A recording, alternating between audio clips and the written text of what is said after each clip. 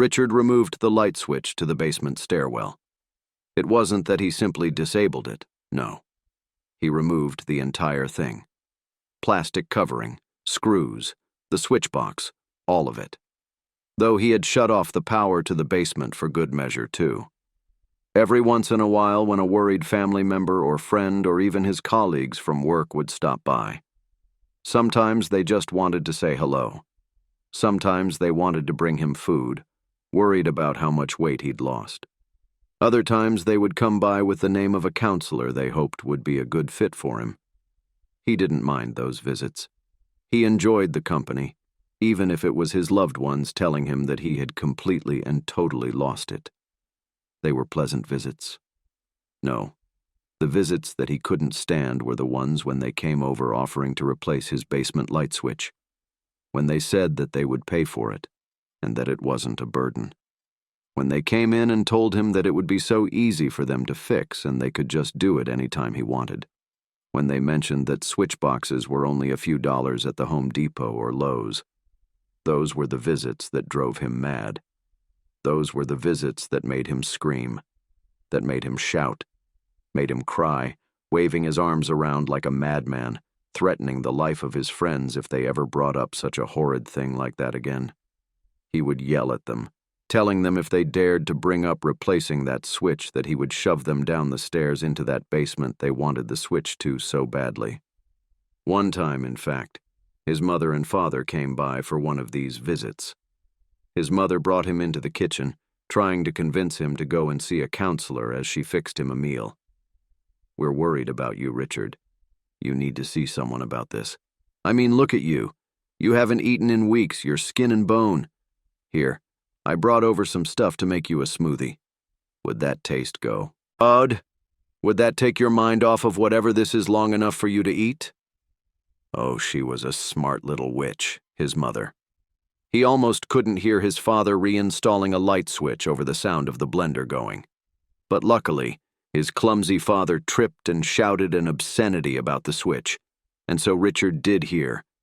He heard him, and instantly the blood rushed to his face. Instantly he could hardly breathe. He had jumped up and ran to the front entryway to see his father using a screwdriver to fit in a new switch box. "Stop!" Richard had shouted. "Stop it! Now!"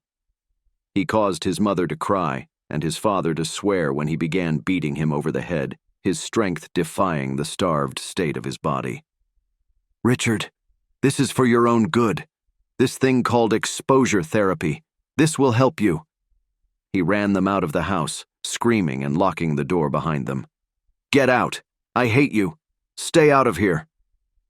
After that encounter, he ripped open the drywall along the basement stairs and took a pair of wire cutters to the entire circuitry inside the walls. Now long strips of copper lay strewn about up and down the stairs. Now nothing in the basement could function. It was unfortunate, yes, but taking such a precaution to make sure the lights stayed turned off was worth it. He had to. He had to keep the lights off. More friends came and went, each one more worried than the last. Once his old best friend from high school brought a therapist with him, just to chat. It was a wonderful visit. It was good to see Stan again, to catch up. And the therapist was a very nice man as well. They talked about skiing, fishing, camping, the sorts of things Richard loved. He thought maybe this therapist could become a new friend, even if he didn't need a therapist. But it all turned sour when he brought up the light switch and the copper wire that was torn out of the walls.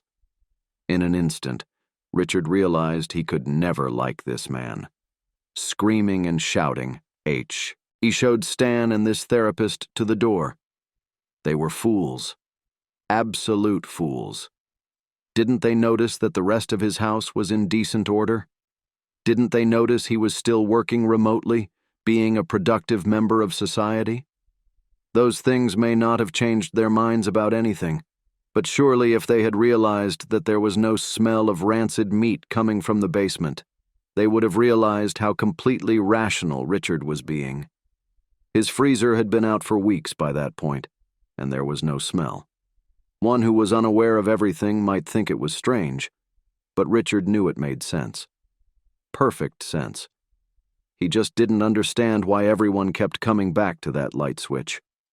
What was the big deal? It was his house, after all. It didn't affect them. It didn't affect anyone but him. Why did everyone want that light switch back on so badly? They kept saying that it was for his own good, but it wasn't. Having that light switch up wasn't for his own good. What fools. What darn fools. Why did they even think they needed the light there? What was everyone's obsession with the light? Why do people need light so badly? How come everyone in the entire history of the world has always been looking for light? He knew the answer to those last questions, of course.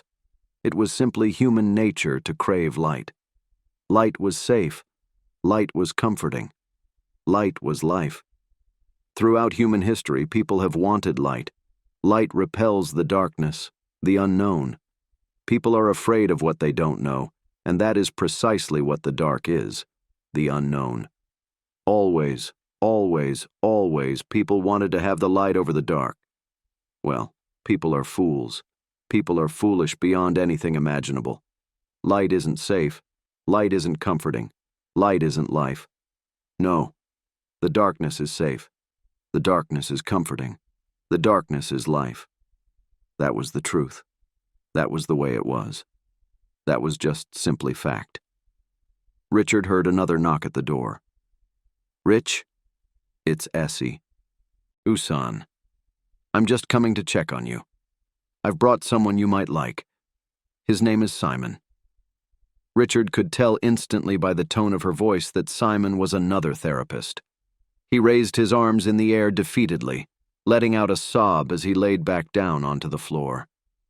If only they could see. If only they could go down to the basement and see. Then they would stop bothering him. Then they would finally realize that being afraid of the dark is the most irrational thing man has ever done. If they could go down and see, then they would realize that it's much safer to be afraid of the light.